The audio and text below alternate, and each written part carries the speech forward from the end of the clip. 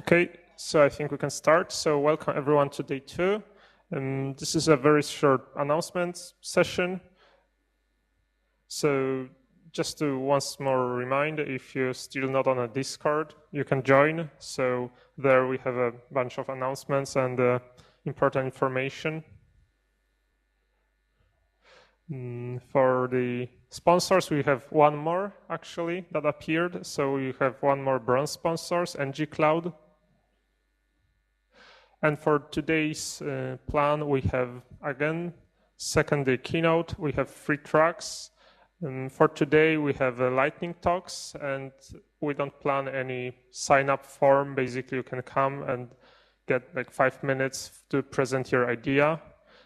For tomorrow, we plan the maintainers track. You can see in the schedule where it actually, when it is. It will take place first level room.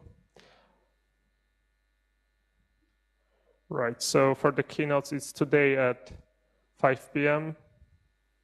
And an important reminder, please pay attention to which dietary option you selected for lunch. So if you go with the default one with meat and standard option, please do not take the vegetarian one, because it's exactly counted for people that declare the vegetarian option. And for gluten-free, there's a separate spot where it's distributed. So also, if you can find it, basically reach out to any of organizers who will point you to this table.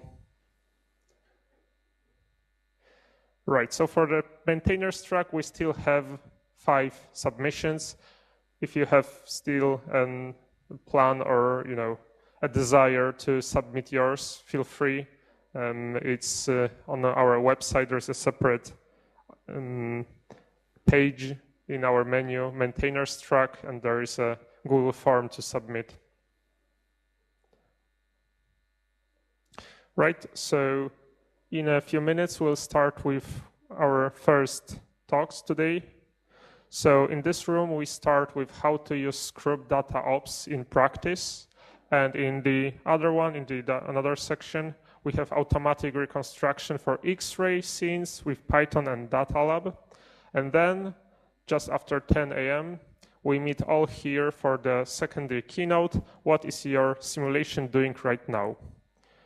Okay, so I think if we have a speaker for today's first talk, then you can start preparing. Okay, thank you.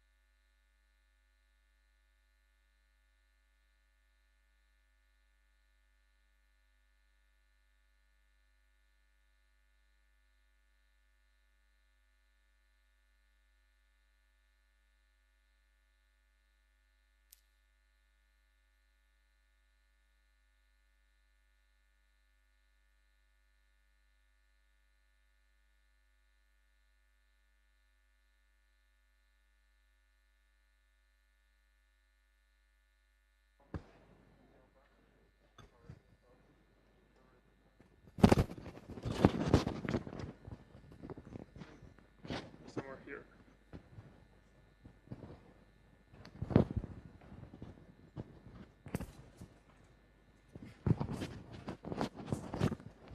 It's okay like this?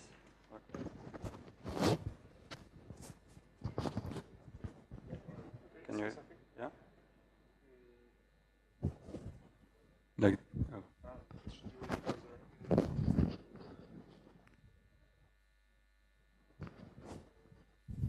Or,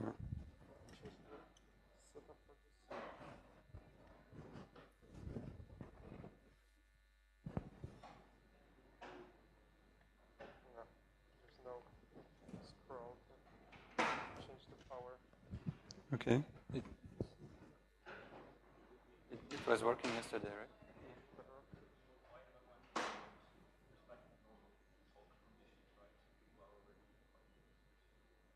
Yeah, okay. Otherwise, if it doesn't, I can always use this one. Hello.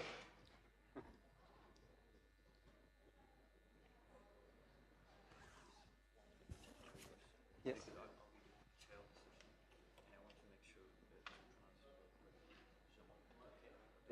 Lucas, yeah. Okay. Yeah. Yeah, the French names are. Yeah, yeah, you're right.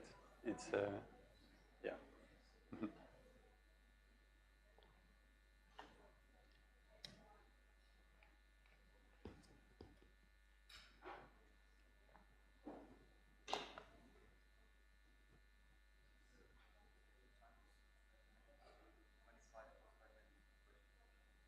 Okay.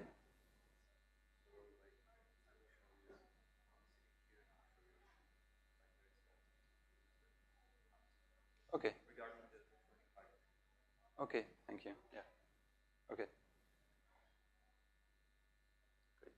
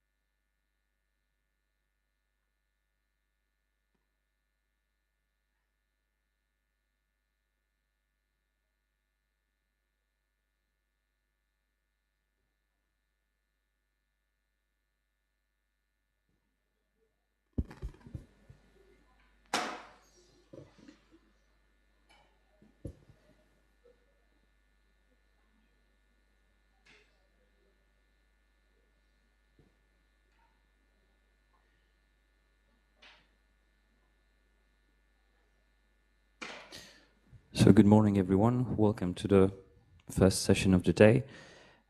Please welcome very warmly our first speaker, Jérôme Doquès, who will tell us all about the practical point of view on Scrap data ops. The floor is yours, Jérôme. Thank you. So hello, everybody. Thank you for coming. Can you hear me okay? Yeah. Okay, so my colleague Ricardo actually submitted this talk, but unfortunately he could not come, so I will try to give it for him. And I will talk, I'm Jérôme Doquès, I work at Probable, and I will talk about Scrub, which is a Python package for machine learning, and especially using scikit-learn estimators on tabular data. So by tabular data, we mean the kind of data you might find in relational databases, CSV and Parquet files, spreadsheets, and so on. So it's data that has a columnar format and that usually mixes a few different data types and structured data types like categories, dates and times, text, and numbers, of course, and so on. And so it is data that usually requires a fair amount of pre-processing and data wrangling and preparation before it can be fed to a machine learning estimator that typically expects an array of numbers as its input. So Scrub has a bunch of utilities for working with this kind of data and preparing it for scikit-learn.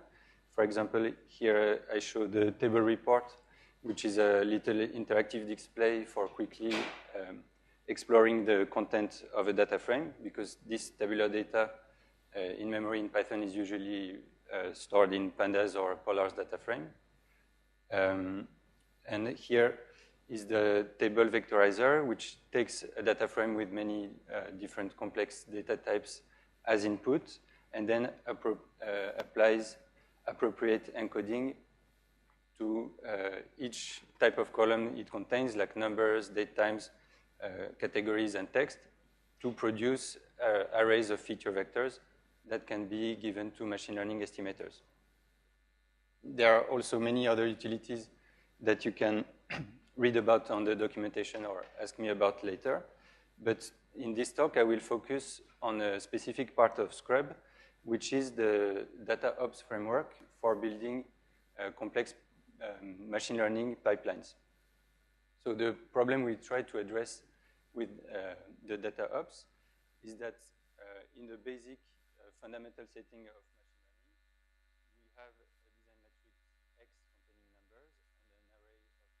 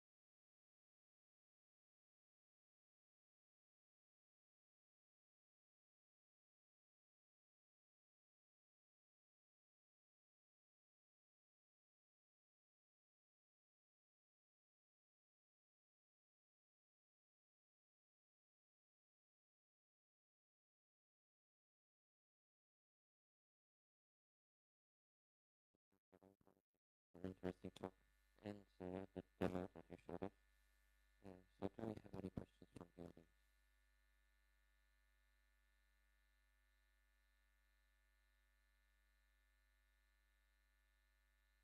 And I have a question myself.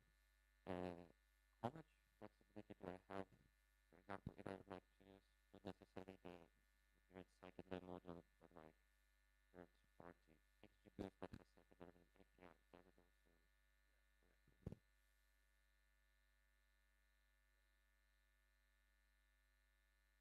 Perfect. And from the other end, for the hyperparameter framework, for now it is Tuna. I think most to be Tuna or Tuna.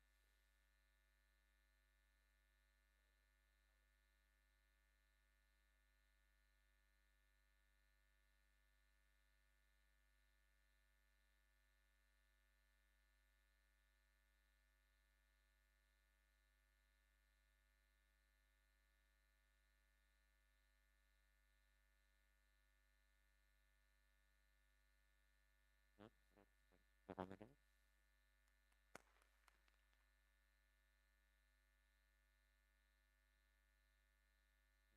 Now we have a short break if you want to switch the room, but if you want to stay, there's a very exciting keynote talk happening in 10 minutes.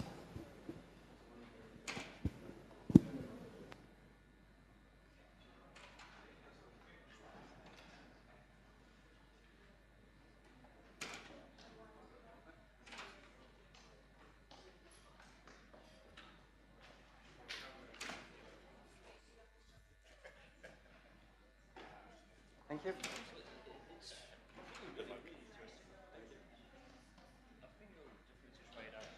Exactly with the XGBoost, that's the pipeline that I use. Okay. But it seems to me that it makes like the general hyperparameter optimization pipeline much easier and much better controlled, I would say. Great.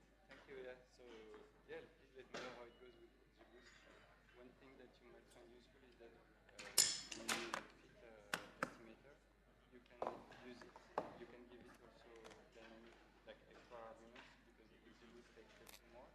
That can also be configured as part of your graph. So, for example, the validation set for XGBoost, you can also include the creation of the validation set inside of your pipeline and pass that to XGBoost. Thanks a lot for hosting this session, and let me know how it goes if you try it. Sure.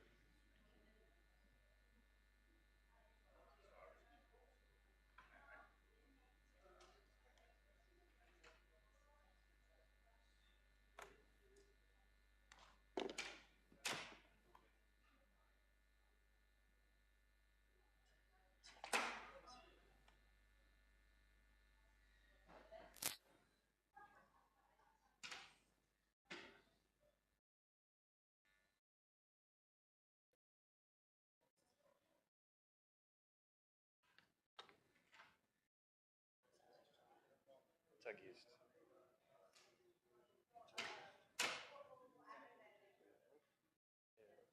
Tak jest godzinka, nie? Więc myślę 50 minus 10. Damy radę zrobić, pewnie wierzę, że Zobaczymy, co się zrobi. Mam materiał na całą godzinkę, ale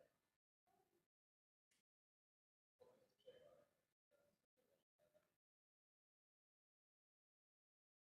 Dobra, czyli dobra, no to zróbmy tak, że bo ja mam kartę z czasem 2 i 1, to ci pokażę kartkę też na przykład, tak żebyś wiedział w połowie, nie?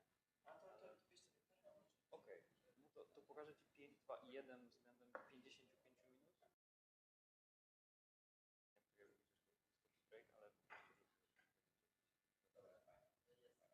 Test.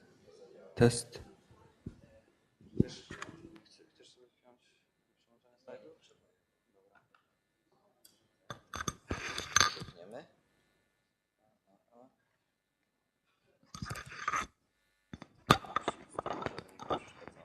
Dobra. Zaczniemy. Nie odbijało to na razie.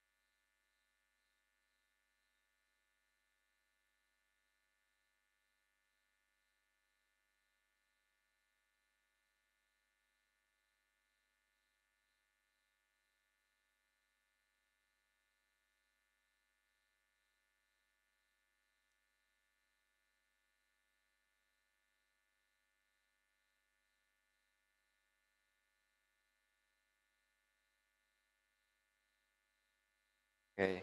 O, słychać? 1, 2, 3, tak? Okej, może być w tym miejscu? Tak, bo tutaj mam go przepiętego w tym miejscu. To działa? No, elegancko.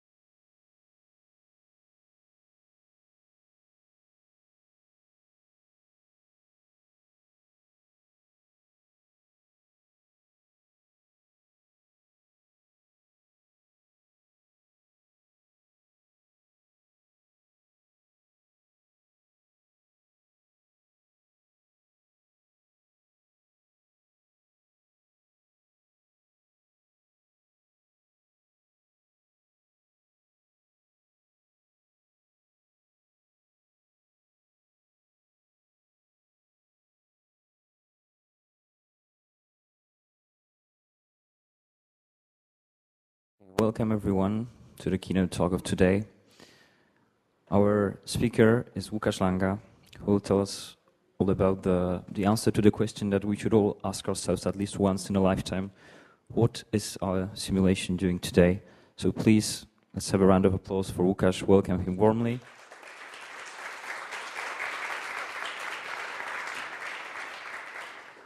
Hi there.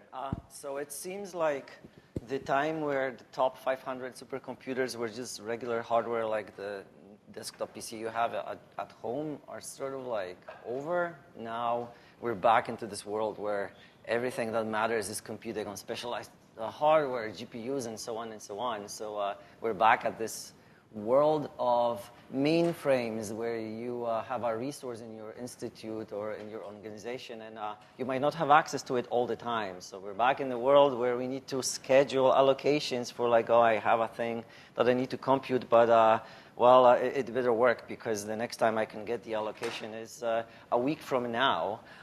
So you might actually get this allocation successfully, like for something you predict is going to take 24 hours, but like let's add some padding so you get an allocation for 48 hours. You're like, okay, this is going to be great, but at some point, after like stepping out and just doing other things, because obviously you're not going to be looking at the screen for 48 hours, you notice that there's no logs. Like nothing is actually showing you where we are. So like the obvious answer is like, well, just like put in the logs and restart it. But like you cannot restart it because there's only 8 hours left and ticking, and you're not going to finish your thing in 8 hours. So until very recently, the Python's answer here was like, haha, well, you should have thought about this before. And you just wasted like this, precious resource, and you have no answer. So that's terrible. So today, we're going to be answering the question, what is your simulation doing right now? And through this, seeing how Python 3.14 and 3.15 shipped the biggest upgrade in instrumentation and observability of Python processes in a long, long time, at least like since I got involved. My name is Łukasz Langa. I usually say that I come from the internet because I'm usually super far from where a conference is.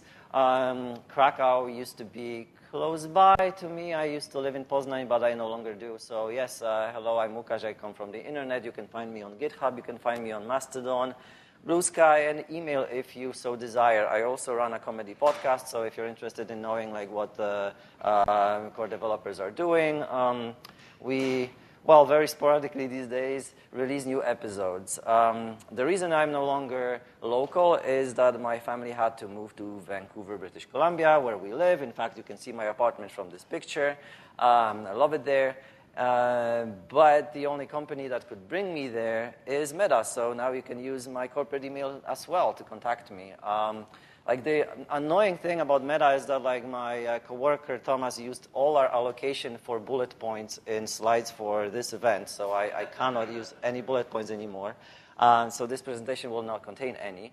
So now I came here to Krakow for EuroPython, which I promised I was going to be at, and this is actually wonderful that it was so far that it just made sense for me to stay here at EuroSciPy, which I've never been. I've never actually been at any SciPy conference, so this is new to me. And I was sort of intimidated by the fact that I'm going to be speaking to you because I'm a simpleton and there's scientists in the room. So, like for the past, like foreseeable past, like I was pretty nervously coming up with an example to show you. So you might actually call this talk the quest for finding a relevant example. Of course, like, you know your science, I don't know your science, but I thought, well, what can we do to demonstrate like domain decomposition, some like a little MPI that like actually, at least from afar, looks plausible, and we want some checkpoints because, you know, as we learn, like Slurm doesn't do overtime, you know, and we want some convergence loop in our simulation.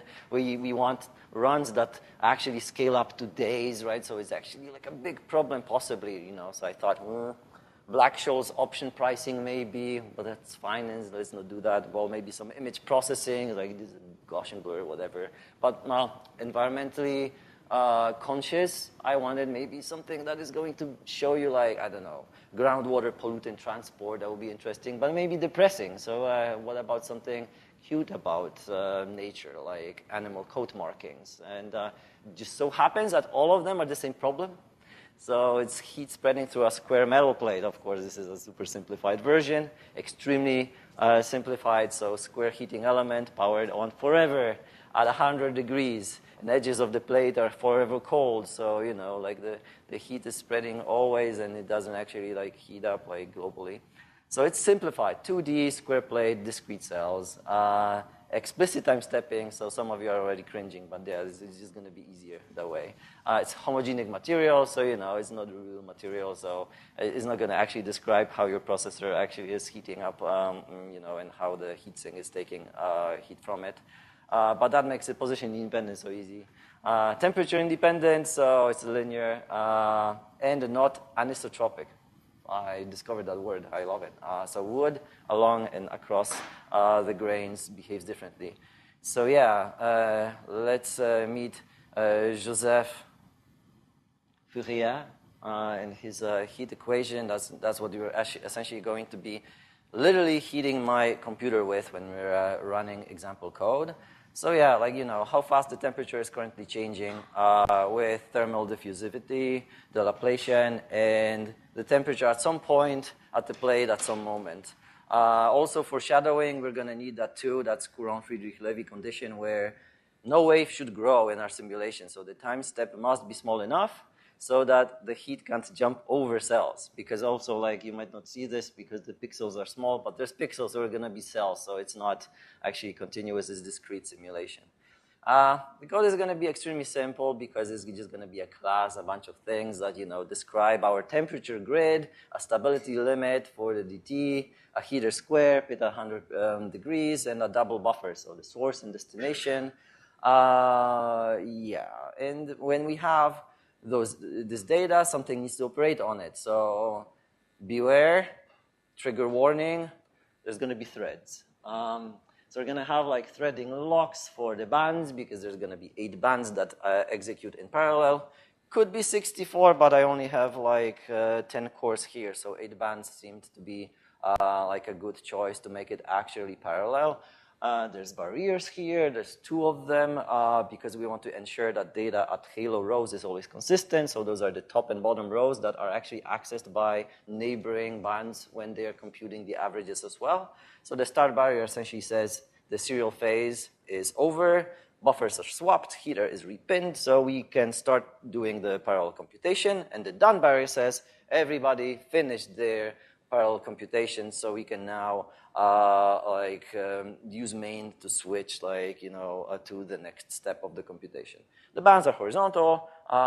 There's 1 lock per band, and yeah, that's the cluster code in miniature. So what does the worker do? It does the computation from the wonderful formula we've seen before. So the 5-point stencil is essentially the 4 shifted NumPy operations we're seeing, like this lap equals there. The NumPy expression releases the GIL. I don't need to explain the GIL because my coworkers talk yesterday did that, so that's fantastic. The expression only reads source and writes only its own band to DSD. So we're spawning threads. We're spawning more than just a worker because, like, in a little like HPC twist, we also want like a separate thread to checkpoint our execution. So if something went terribly wrong, we could at least restart our next Slurm allocation from a given checkpoint. And a diagnostic thread that at least is going to compute some, like, what is the current state? Where are we with the computation? So those are going to be separate threads. Aborting the barriers shuts down and releases the workers. And the main run, so that is the main thread, is essentially doing the steps, like, you know, one by one with the waiting for the barriers and computing the residual. So the largest temperature change in any cell of the last step. So if we're near 0, we're at a stable state, like we're done. So now I'm going to do something that every keynote should do, which is live demo. So the demo of the patient is going to show us some things that you probably haven't seen yet because everything there is pre-release. So let's look. This is going to be fun to code in this sort of orientation, but let's try. All right, so if we change the directory where I want it to be, you're going to see a bunch of things that I prepared, but we're going to start with just seeing that there are a bunch of builds of Python. I'm going to start with a build that is called the PyDebug build, which is what the core developers are using to develop Python itself. That is way slower than the regular version because it also has like some memory protections that if you're overriding memory that you shouldn't, like it's going to be much easier to detect, and so on and so on. So we can run our demo, which is in demos. That's not the one that we're going to start with right now. We're going to start with heat sim with no bugs so far. We're going to talk about the bugs later. And it's running happily. There's a PID, there's a grid, and it computes. Like this would never finish. So I'm capping it at 2,000 steps now. And yeah, as you can see, like this laptop connected to power, not overheated yet, is like averaging some 37 steps per second that way.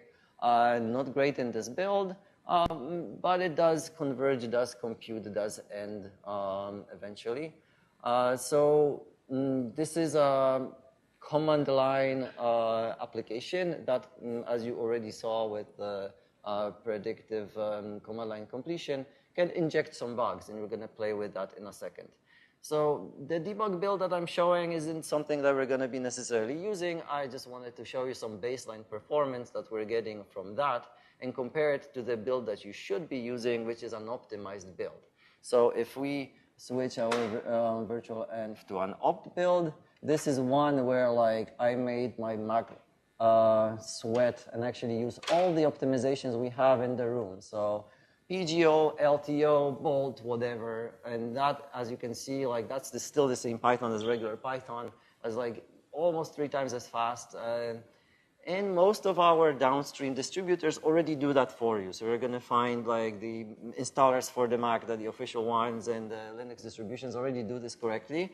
But surprisingly, many distributors don't, and especially if you are building your own Python, you might not be looking into enabling all of the optimizations that the build system does give you. So please do, because you might land somewhere between the debug build and what I'm showing you here. So you might be leaving performance on the table there already. So given that we're already on the opt build, let's talk a little bit about what can possibly go wrong. So those were the 3 Pythons. Oh no, because there's also like a free-threaded Python, which I called no-gil because I still think about it as no-gil, even though it's a forbidden term now. It's FT. It's free-threaded. Okay, so bugs. Everything that follows is like one process misbehaving in ways you have probably seen before. I know I asked like at work, like, hey, like what are the bugs that people might actually like resonate with? And this was the first ones, like what happens if numbers stop being numbers? So yeah, like there was already a foreshadowing where our second formula here, like what happens if this is no longer true? Well, then things get sort of crazy. You might get a checkerboard where the consecutive steps show you like decrease in temperature and like rise in temperature, and that eventually destabilizes enough to just go out of whack and like present not a number everywhere, destroying your entire simulation, which might take like tens of hours to recover. So to do this, we can inject a bug. I prepared like a bunch of them here, and stall is the one that we want to show right now. So let's see what that actually does. So stall is running here, and it's happily running at first, but then things start being weird. And after a while, numbers get so big that they're now not numbers anymore. Well, sad, right? So what can we do in this situation? And that happens to us, so let's just go for it again, but let's increase the size so I have more time to talk and type and turn my head at the same time. We have a PID right here, and it starts doing the weird things a little slower right now. What we can actually do on another terminal right here is we can connect, we need to activate the thing. We can connect PDB remotely to it. we will do it when it's already not a number.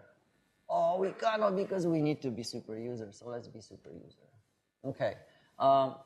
Yesterday night I did a thing, and my terminal stopped showing the nice PDB, prompt. So just imagine it's there. But like the debugger is working. You can see the backtrace there. You can see like what line in code we are in. The coloring is the same that I added to PyRepl. So it's like, I like it. We can actually debug stuff now. What attaching a debugger does is it's stopping the process. So now this entire simulation is not actually progressing, but that's good because we want to see what's going on there. So when we are in this situation, you're like, my simulation is somewhere in the process, but I'm in the debugger and I'm in the wrong function. So where do we get our object from? And there's elegant ways to do it and there's hacky ways to do it. So let's try the other. So for example, if you're importing the GC, you can get all the objects that are in the GC. So for every object that is a get object, you can get an object, like let's just see where the name of the object is going to be simulation. As I showed you, it's I cannot reach that far with my head. Okay, so there's an object here. That's fantastic. So let's just put it here. And now we can observe things. Like we can see that the residual, what? Oh, this is a list. Yeah, I did it wrong. What I actually want is the, yeah, that's okay. That the residual is not a number, fantastic. And that like, all of the other values were going to be wrong too. But what we also have is a last checkpoint. So the last time things were sane. And that was around like 325, which still like was converging into something great.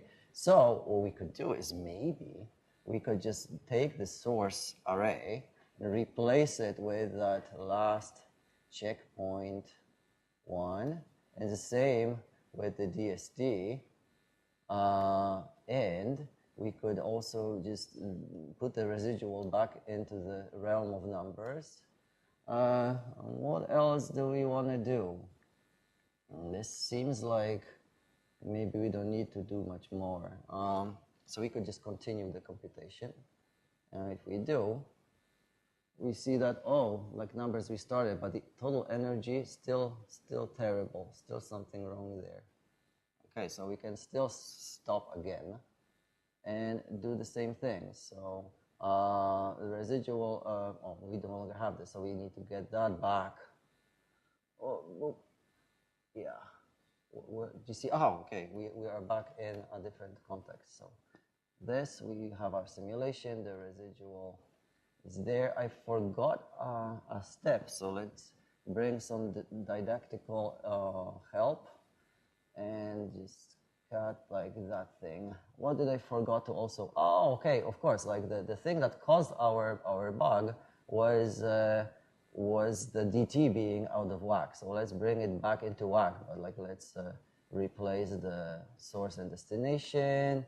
Sim residual. Oh, sim residual should be 1.0, and what else? And we want the DT to be again the safe DT, which was like the DT stable times say 0. And now we can restart,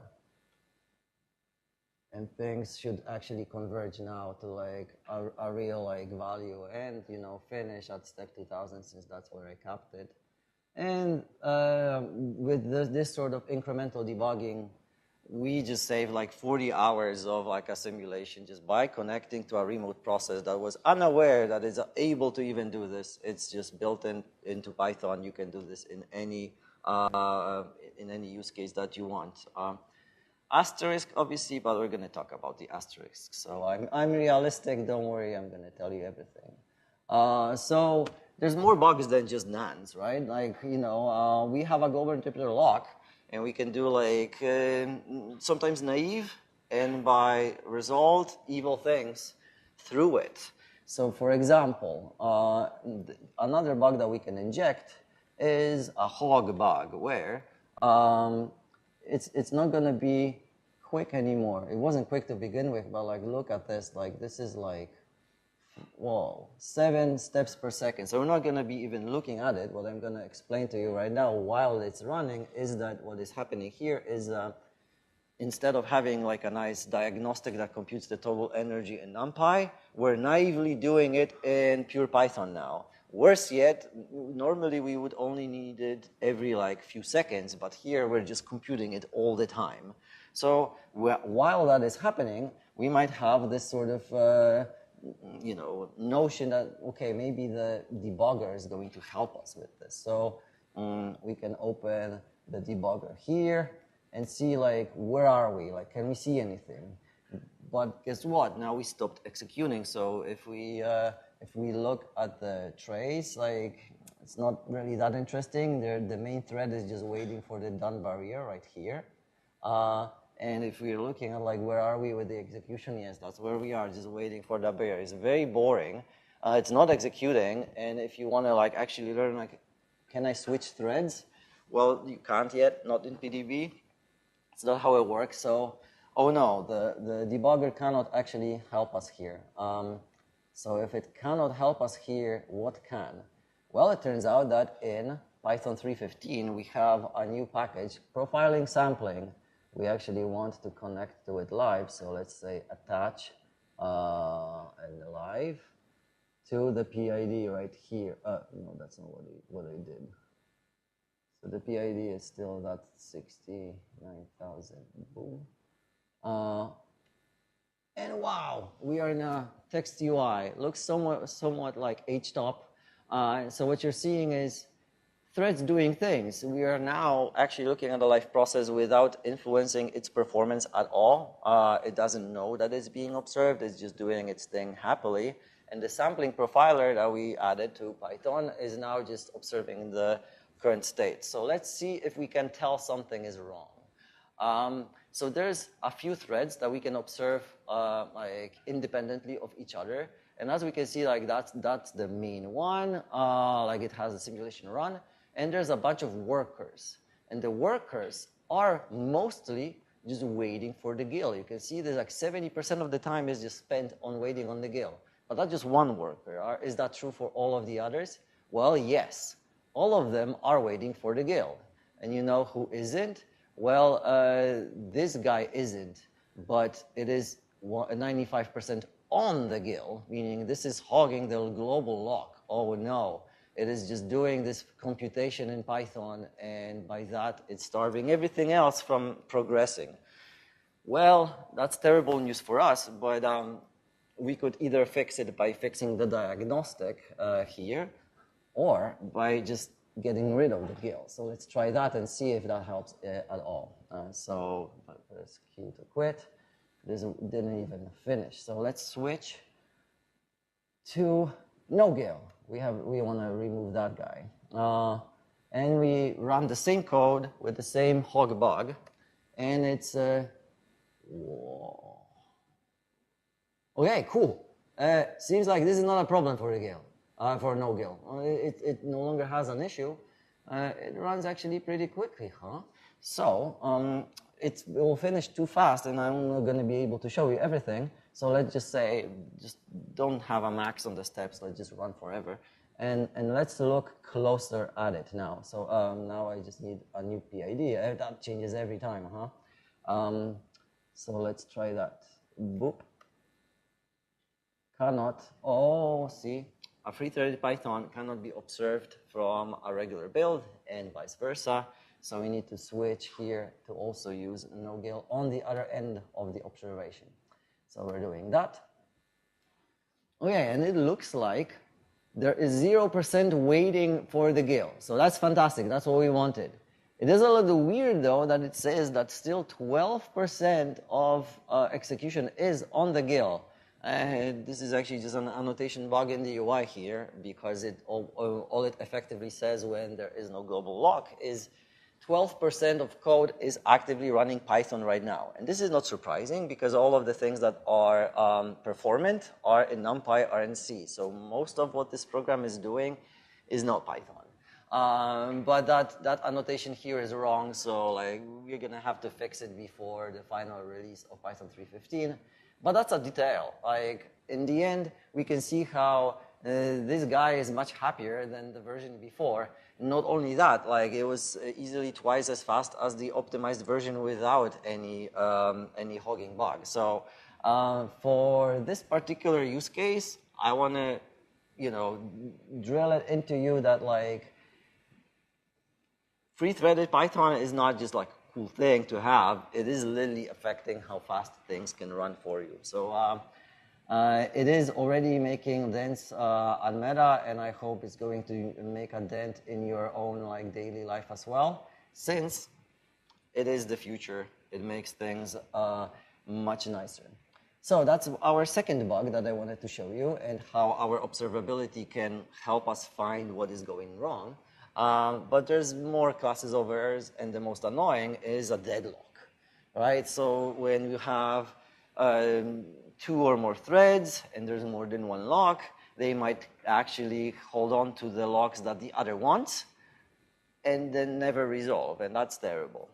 So to simulate this in a reproducible manner is obviously not what you're gonna find in production. So what I did is a little silly, which is what if our checkpointing runs like through all the bands incrementally, while the diagnostic does the same, starting from the upper bands and onto the lower bands later. So that way they meet in the middle deterministically, and boom, we have a deadlock. So that obviously nobody would do that in practice, but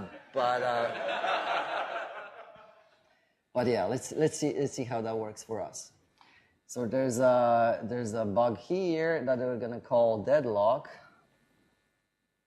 And with that bug, you're gonna see that like everything's happily running until like step 1500, where we're like converging the thing, and then no progress.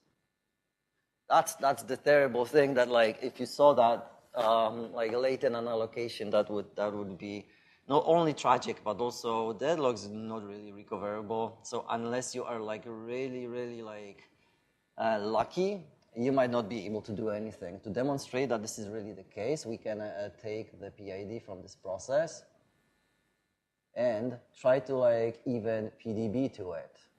I'm deleting all of that stuff. Live coding, fantastic. PDB -p with this, and now like we're waiting and waiting and waiting, and nothing is happening. We cannot even connect to the process, and you might think, well, that's silly. Why? Well, because remote PDB runs on the main thread, and it only runs when Python code runs on that thread. So if we are hanging on a lock that we want to acquire, there's not going to be any Python code that's ever going to run. And to prove this, we can look at our sampling debugger and see how much Python code is running. So as you can see here, there is 0% waiting for the GIL. That's fantastic. But everything is off the GIL, which we already learned. This is just the annotation issue on free-threaded. That means 0% code is 0% code is running Python now. So 100% code is off Python. That's not what we wanted to see. So if you're looking through all the threads trying to find the issue, this particular view is showing us something, but that will not help us actually find the culprit. We are seeing, okay, like things are waiting, but what are they waiting for? Like what is happening there in the end? So there's more views than just this. What you can do is you can export data to pstats. You can export data so that they're presentable in the Firefox debugger, and so on and so on. But the simplest thing that I can do right now to show you that the thing is actually effective and that will help us find the core reason things are not working is just dump here. So what this is going to do is take a single dump of all the threads in the current state, so just one sample, and show us back traces for every single one. So the main one is, as we can see, like waiting on the done barrier. Okay, that's interesting. Then we have something that is waiting on one of the band locks. smoking gun, as Claude Code would say. So later on, all of those are red herrings, waiter acquire for the done barrier, done barrier, done barrier, done barrier. But at some point, we're gonna get to a place where there's another thread waiting for another band lock, and this finishes our investigation because now we can clearly see that two threads are competing for the same resources, holding the ones they want, never actually letting them go. So this situation actually brings us to like a solution. Now you can restart your job. I'm sorry, there's no real like safe way to recover from deadlocks once they are happening in production for you. So you can do this sort of thing.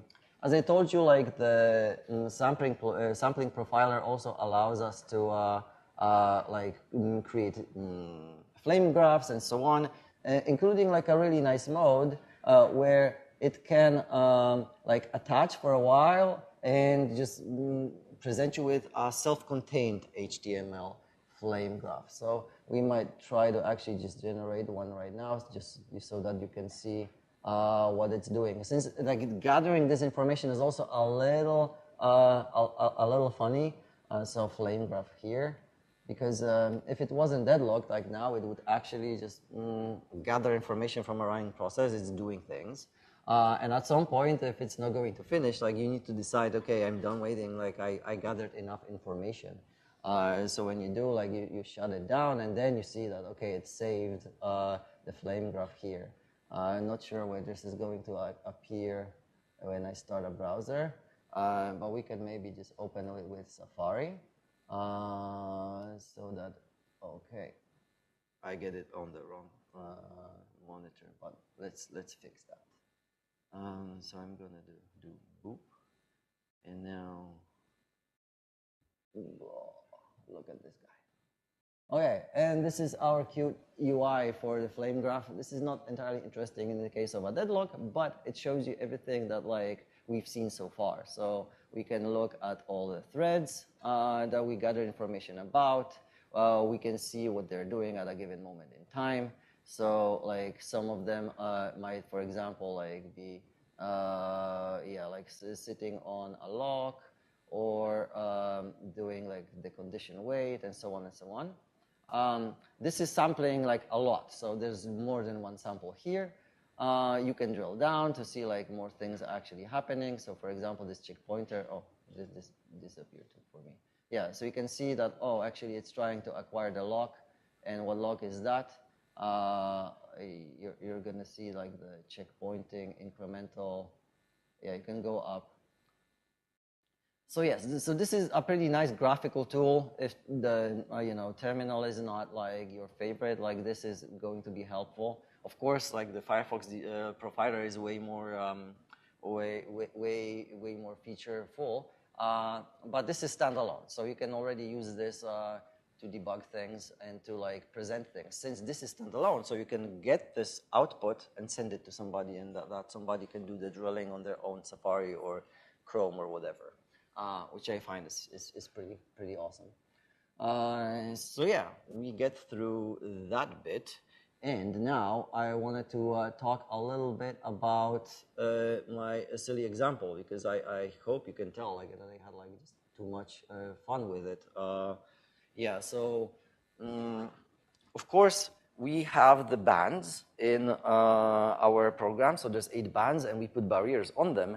But it turns out this is actually not necessary for this class of problems. And like increasingly, the research is looking into the fact that like, what will happen if we just let like the bands where they touch like just generate noisy results, and like would that still converge to the right value? And it turns out that very often it does, and it only takes like more steps.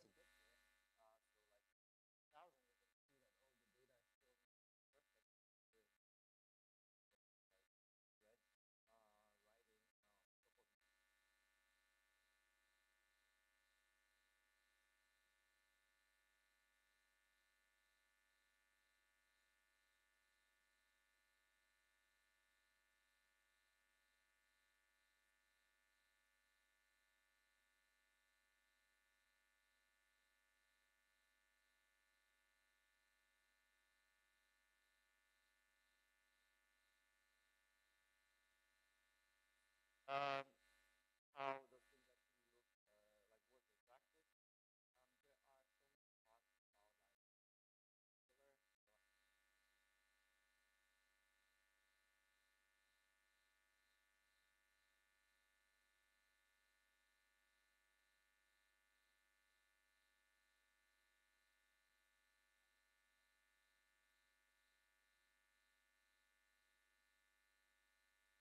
so many talks about like killer.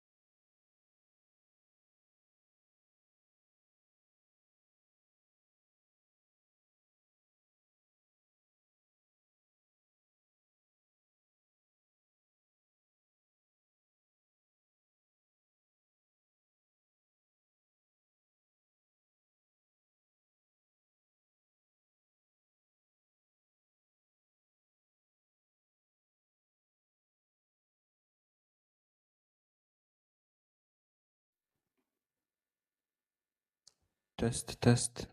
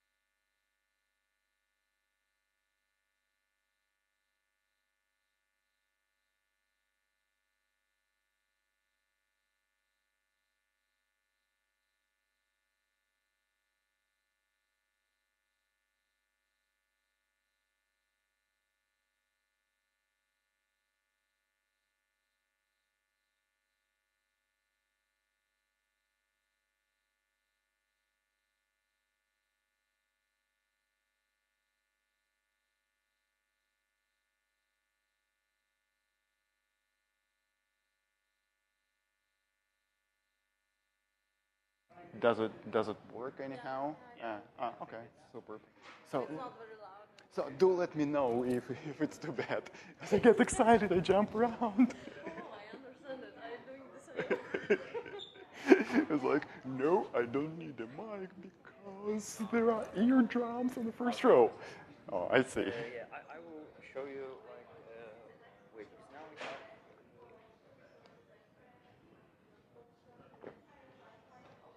So I should stop after 20 minutes. so 25 plus 5, okay? Okay. Yeah. So like 5 minutes before the end I will show you this and then this. Yeah. Okay, right. So if I'm going astray, do stop me. Yeah. Yeah. That's the job of the organization. Like, stop. It's better that we show you this, that you can wrap up and there's no need like, please stop. And everyone's hearing, oh no, you're here, you have to stop. 1 minute to wrap up. Super. Or just a session chair menacingly stands up, which is like. But sometimes people are going over the time, so you have to, because they are excited. Of course. Yeah. Okay. It's there. Welcome everyone after the coffee break. So the next talk will be given by Evgeny Burovsky, who will take us on a road trip and show us the roadmap for SciPy 2.0. So thank you very much, Carol. please have a round of applause for Evgeny.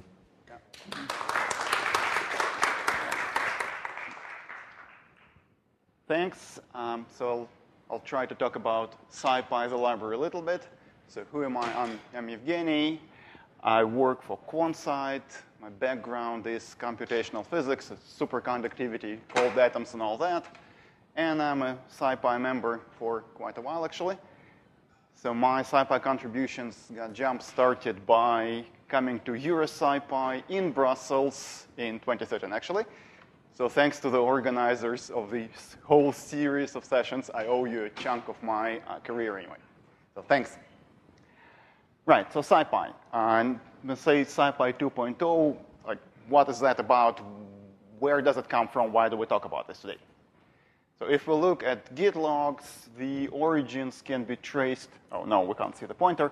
The origins can be traced to 2001. These are literally two first commits in the Git tree of thing which later became SciPy. It was, I think, multi-peg back then. I'm not sure. But it was 2001, and then 1.0 came up in, no, I shouldn't be trying to point at things. It's just invisible. I can actually see the pointer on the hand, but not there. So 1.0, the next major release came in 2017. So if I'm to do linear extrapolation, I can expect 2.0 in what, 2033? Why am I talking about it now? Well, no, that expectation, the linear extrapolation, is not exactly correct. SciPy 2.0 is expected around Christmas this year, plus minus a month maybe. Now, this is all under discussion. So there is a link to the scientific Python discourse. Come join the discussion. Now, why is 2.0 actually relevant to anybody? Well, if we're talking about a major release in a decade, it probably brings unpleasant memories of NumPy 2 or Python 3, something which breaks everybody. Just to gauge the temperature of the room, who here had to suffer through NumPy 2.0 transition? Okay, yeah, can see that. Python 3? Wow, yeah. Python 2, anyone? Okay. All right. I thought that was a transition, but glad it wasn't. Thanks. Right. So I wanted to say we're not doing anything like that in SciPy, but apparently we're doing something close to Python 1. SciPy 2 will not be breaking, or it will not be any more breaking than a normal release, meaning we're not going to break things without telling everybody about it a year in advance. And I said that it's going to be this year, so therefore, everything we wanted to break we already announced. Now, there is a talk about 3.0, not in a decade, but soon, and this 3.0 might be breaking. There is craft we want to remove. But again, this is all under discussion, same thread. Please do join the discussion if you have a stake in that game. Right, so I have about 20 minutes, and I want to talk about three things. Few things about SciPy development, 2.0, and what is after 2.0. And yeah, and I said that there is something in 2.0, but I'm not talking about it now just to keep the suspense, I suppose. No, just want to talk about development of the library a bit. Now, what is SciPy the library? First and foremost, that's a community project. So we have 2 releases per year. For last few years, it's pretty stable. We have about 200 contributors per release, and about a quarter of them are first-timers. Now, what happens to those first-timers? So somebody comes over, brings a patch, then what? On the, oh no, the pointer doesn't work. On the right, that's a distribution. Basically, I'm trying to see, or I asked an agent to tell me how long people stick around. So how many releases a person shows up in. So from around 2010, there are around about 2,000 unique names. I think the exact number from an agent is 912, so 2,000, rounding up. And about a quarter of them are really one-timers. But some people do stick around for longer, some stick around for much longer, and make their way to being structural contributors or maintainers, however you want to name it. So who are these maintainers? Nothing magic. There is nothing magic in having a commit bit for SciPy. These are just community members. So currently we have 34 people on GitHub who can break everything. We have 22 people who are emeriti, well, who are no longer active anyway. But we would be happy if they come back, and they actually come back once in a while. And we have treasures, and we have a healthy funnel of people who come over, contribute for a while, then like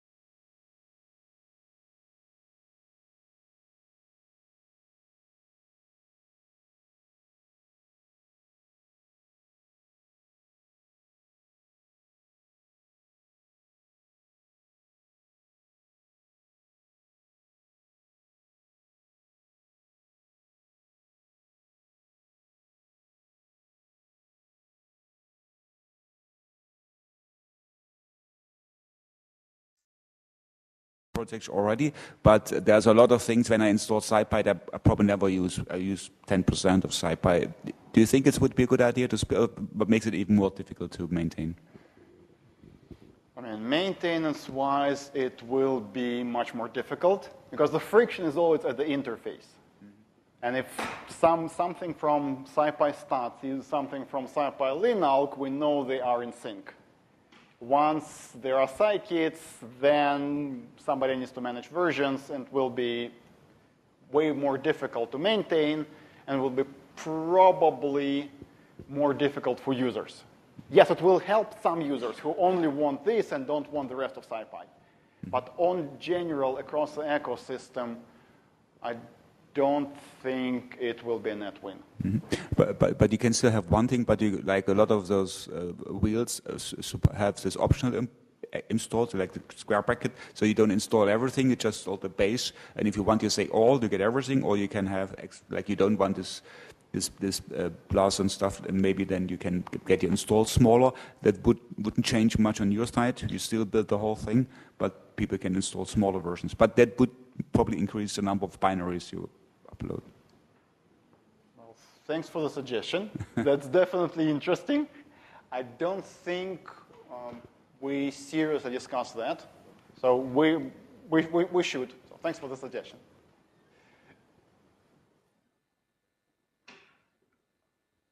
Okay.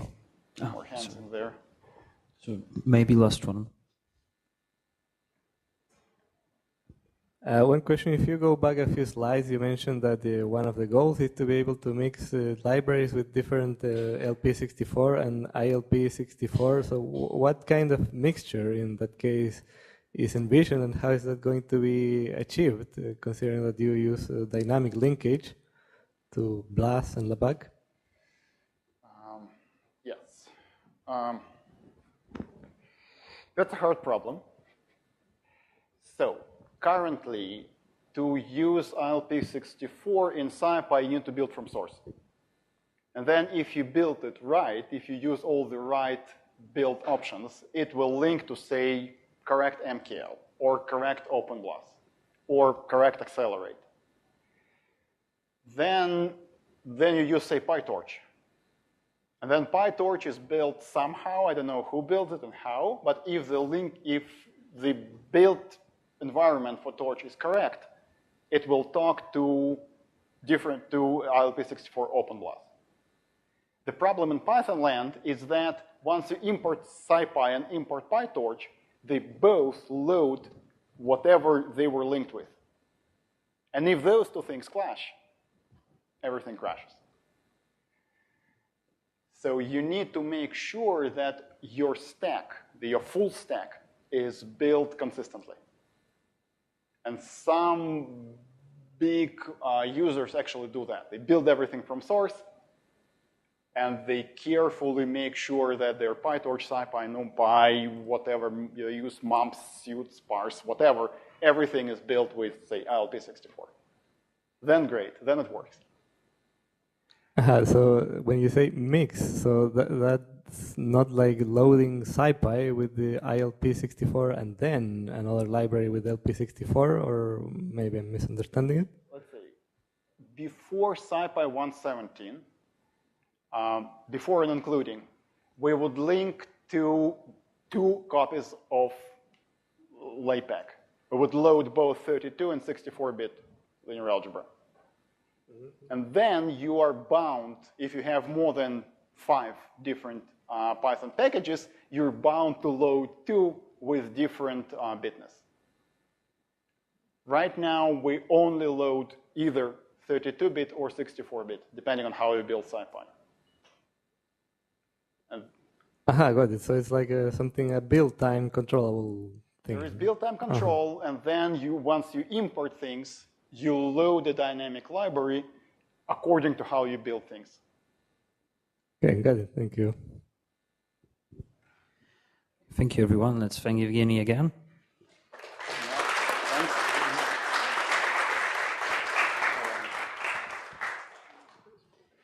Now we have a few minutes break. If you want to stay or change the room, that's up for you. no, there is no next speaker, so I was just rushing to free the talk.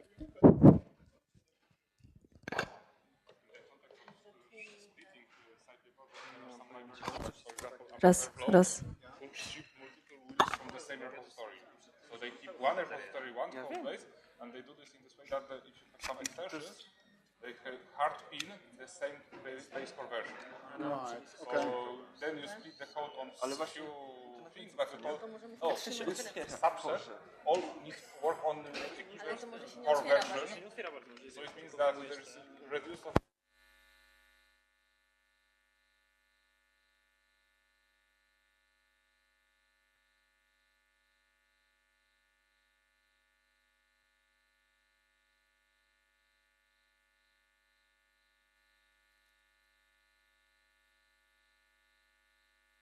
compatibility and changes. Interesting. What's the name of the The one which I know is Apache Airflow. Apache Airflow. Ah, okay. But I know, I've seen that there are more projects like this. I just remember the most this one because I learned about this from the Apache Airflow maintainer. But yeah, I think you should just be able to add the one plus instead of the complex specific stuff. And then hopefully you can just delete all the Python side. I don't know if the Python side was doing extra things. Yeah, that would be great.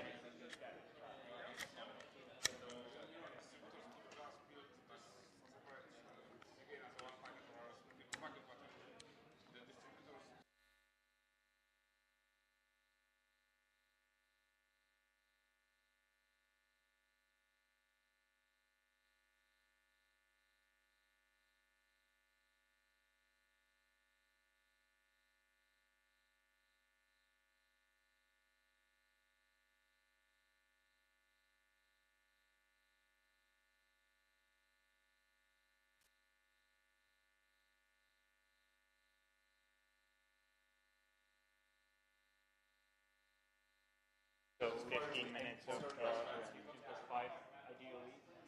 Yeah. Of course, that's what I planned for. Yeah, so I will show you like 5 minutes, 2 minutes. Okay, great. Yeah. You can actually start.